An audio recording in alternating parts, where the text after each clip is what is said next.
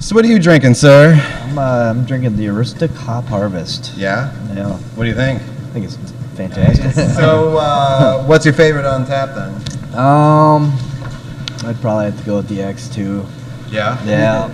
Give me a little description on the X2 there, Paul. Yeah, the X2 is a nice East Coast style double IPA, so kind of in the new category of New England IPA that a lot of the Portland brewers are kind of crafting. A lot of Vermont brewers were crafting and that sort of stuff. It is super citrusy, fresh hops. It's 8.5%, but like it doesn't drink that way. It drinks like a 4. Yeah. But it's a really nice, fresh drinking double IPA for sure. Nice. Yeah, I've been crushing on it a little bit myself. Let me get a try of that then, if we're gonna. That sounds like it's good. I might have to make that too. It's probably 5. I think we might try a few of them. Who knows? I'm not shy. Oh yeah, definitely. We'll be sampling more than one, I would imagine.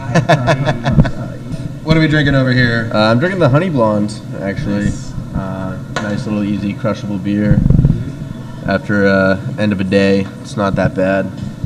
Tyler's one of our production brewers here. Nice. So, he and Donnie are two big production brewers here. So anything you've had in a bottle, they've probably brewed it. So Sweet. Brian is our tasting room manager. Justin's our packaging manager. So the gang's all here, huh? The crew. Yeah. Well, to the beers, fellas. Cheers. For the beers. Cheers. Clinky, clinky, clanky. Clanky, clanky, clank. We don't need to clank. Right? Yeah. At 8.5%. That's And it I was telling you earlier that I'm a big beer novice, fellas. I'm more of a whiskey drinker. You know what I mean? You give me a bottle of Tullamore and I'm set for the night. You know what I mean? So I'm okay with that. I'm trying to get more into the Tully's. Listen. Yeah. Getting a little You up more into for the beer another scene. tour? And I've never really been a huge IPA fan, you know what I mean? But Yeah. I could probably drink this all day and feel great getting drunk off of it. Yeah, So. well, yeah, and it wouldn't take you all day. Yeah. Yeah.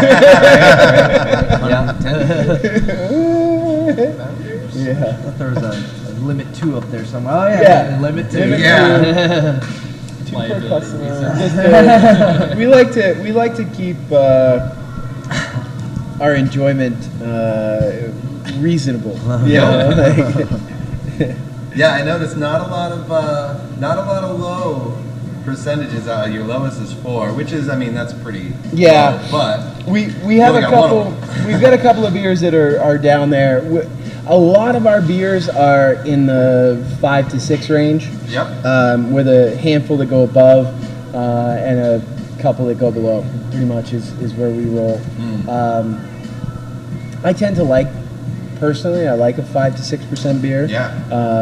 It's like the sweet spot right now. Yeah, for me. Anything over a 7.2, and I don't know why 7.2, but anything over a 7.2, Awesome. it just gets bigger. Except for the X2. Except that doesn't count. The X2 is great, but my thing with the X2 though is I got to be careful with it because I don't like to be. Well, I don't like to be inadvertently over the line. Yeah, when it's intentional, it's great. There are times the intentional hop over the line is. As long as you don't have to Just is drive what it anywhere, is. you know what I mean? As long as you've made adult plans and responsible decisions, it happens sometimes. Yeah, for sure.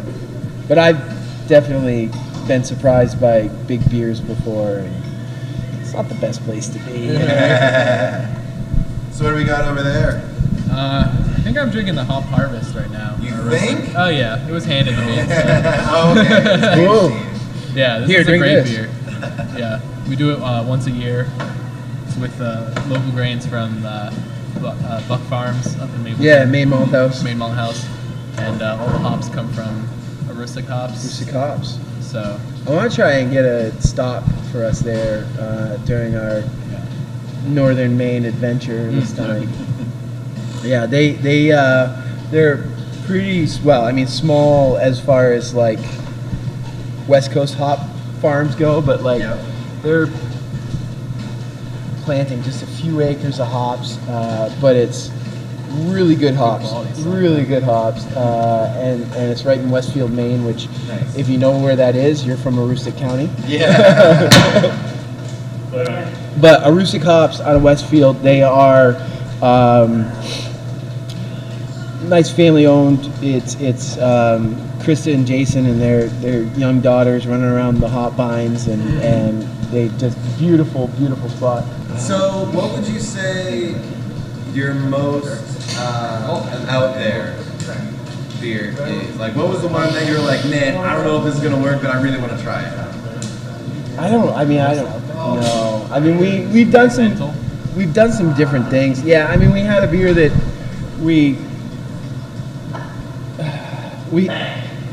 essentially brewed an American double IPA, and then we stripped the yeast out of it and put more unfermented wort into it, and then secondarily fermented it as like a Belgian, and then we aged it for a while on oak. So that was really weird beer. Yeah, how'd that come out? It was pretty rad. It was like an 11% thing Holy crap. that was hoppy and fresh, but funky and estery and phenolic, like a Belgian, and smooth with the oak and everything. It really just smoothed it out. Yeah. So that was a cool beer. That was a really cool beer. Most all of our beers, though, other than that, we tend to stick to styles. So, most everything's somewhat of a traditional down the middle. If it's what BJCP or the Craft Brewers Association says the style ought to be, we shoot for those guidelines and try and hit it. So most of what you're going to get from us is right down the middle. Yep. But we do have fun throwing some stuff out there, Yeah, for sure. nice. Yeah. So what about you, Brian? What's your favorite? My favorite beer? Here. Yeah, I know. See, your response was to be, dude, all of my favorite beers are here. My favorite. I get that question a lot, obviously, working kind of in this role. It kind of evolves. I'm definitely a seasonal drinker in terms of I like to switch it up as the seasons go.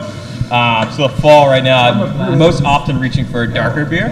Bangor Brown, for example. It's a beer we do year round, but it's one of my favorites. But if I were to pick one, pick one beer that we've done, that would be my favorite. Thanks, Tyler. It would probably be Smiling Irish Bastard. Yeah, either that or our Roundhouse Porter, or the Bangor Brown. So I picked three, but What's my favorite beer? Well, it's the... yeah. He lists off all 67. Right. So Smiling Irish, One. Smiling Irish Bastard obviously is our flagship beer. That's most often in my fridge.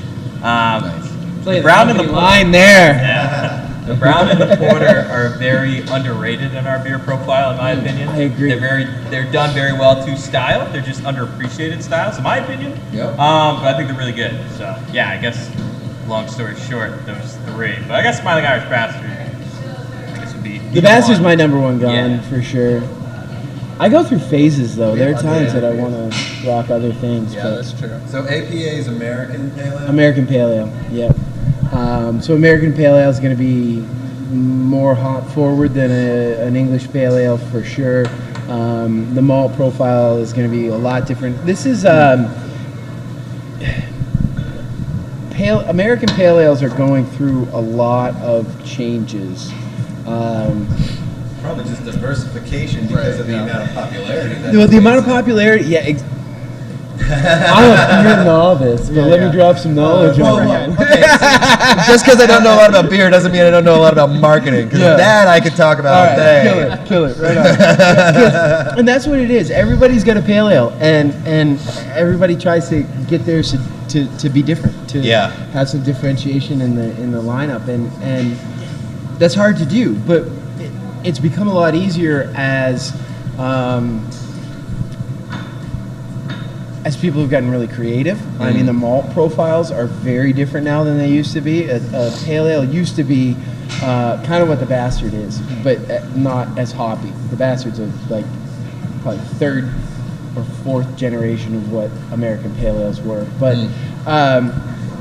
it used to be some base malt, some crystal malt, and your hops to balance it. And lately it's been a lot more, your pale ale is like your base malt, a little bit of maybe some Munich or something funky like that, and then some oats on top to give it some feel, but they're a lot drier now than they used to be. Yeah. The Bastard is a little bit sweeter. It's really a traditional West Coast style pale.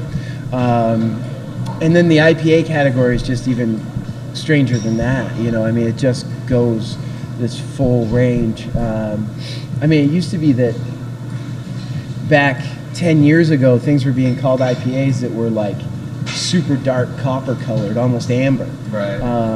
And now so many of the IPAs, like we just had the X2, they're super light in color, not very sweet. The sweetness actually now is coming from new hop varieties and things like that. So I mean, we are always chasing the new hops. We're always chasing the new thing. But for us, we like to put our flag in the old school traditional. So that's where the Bastard lives. Traditional West Coast style, dry hopped American Pale Ale. So I think I might want to try out the blonde, because I usually am a big blonde fan. Okay, so the blonde's a great beer.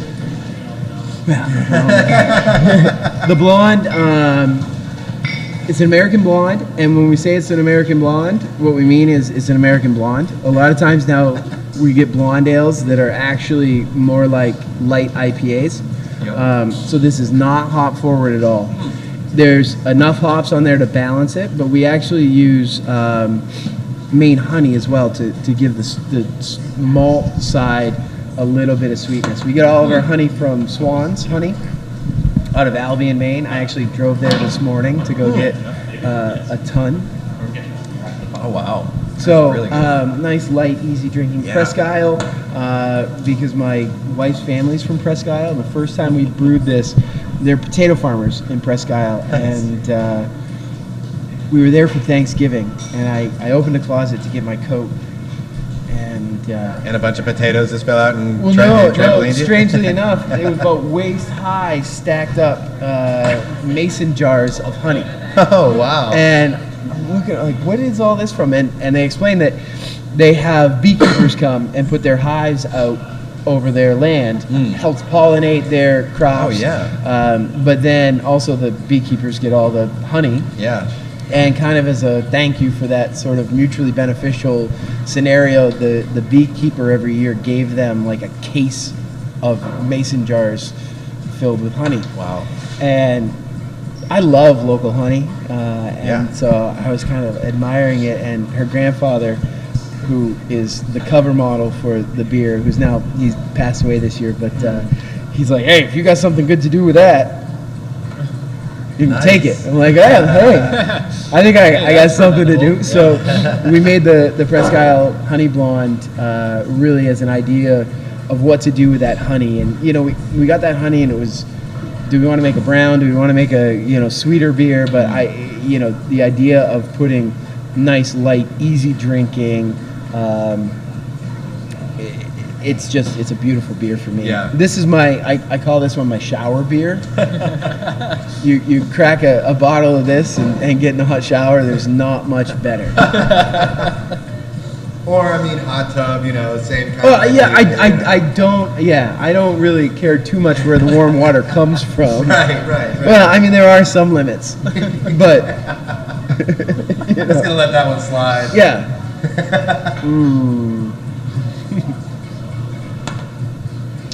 A little bit of more German hop in that too, to give it that little bit of floral kind of bite that finishes it off dry. But it's certainly not hop forward. Right. But it's there to balance off the honey sweetness. Yeah. Again, not being at like the hops, is like there. Yeah. But everything, like you're saying, feels balanced, goes down easy. And it's like sometimes when you drink a heavy beer, you're like, all right, I'm going to take 30 seconds to a minute before I take another sip. But it's like, no, as soon as I put that down, as soon as I'm ready, I kind of want more of that. Yeah. Yep. Really nice, easy drinking beer. It's always in my refrigerator in the summer, and frequently around my house. One of the things that really helps us out in state, there are two things. One is the brand of Maine craft brewing. Yeah. Has become huge. That we are starting to be viewed as. Well, I mean, I think about, 15 years ago, California brewery was a thing. Yeah. Like, oh, this is from Southern California. It's gonna be fill in the blank. It's this thing. Like, and it's this whole, and everybody would try it just because of that. 8 or 10 years ago, it was Colorado. Oh, it comes from Colorado. It's gonna be real good. Right. Vermont, Maine. I mean, we're really that next wave. I mean, Michigan's got its thing going too. Yeah. And there are a bunch of other states that are doing really well, but that brand of Maine craft brewing has become such a thing.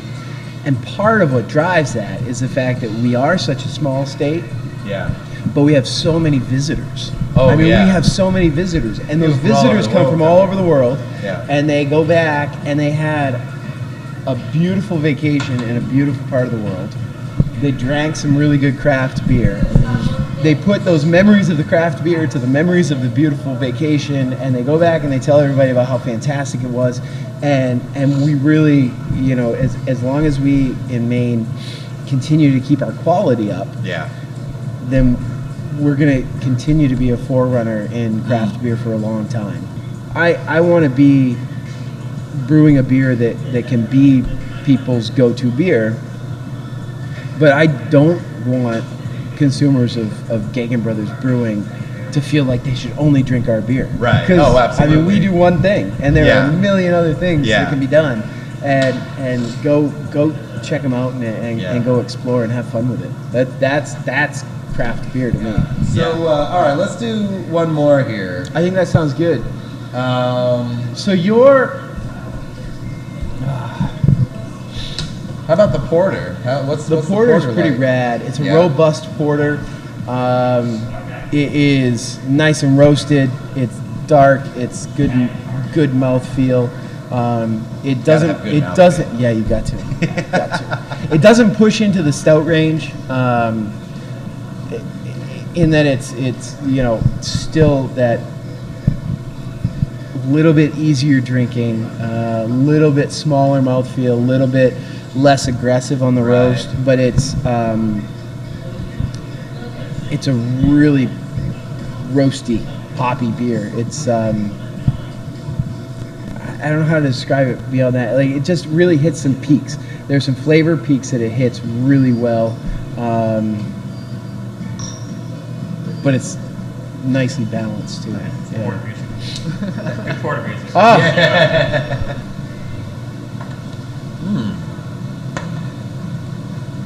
Nice. See, I like that, and I recognize like that porter style. Yeah, it's got that little bit like darker, and it's not a brown, it's not a stout. It's got a little bit of coffee maybe to it. Yeah, that coffee note comes through the roasted malts that we use. Yeah. Very nice. What's really delightful is we make we gotta probably pour one of these out. We do a cold brewed nitro push coffee. Yup. And that by itself is phenomenal, but that mixed with a little bit of porter or our oatmeal stout, pretty rad. So we joined forces with Unrest Coffee, a local coffee roaster. Down East Magazine just named them the best Maine coffee roaster, right? Yeah. Wow. We made our own brewer's blend. Wow. Yeah.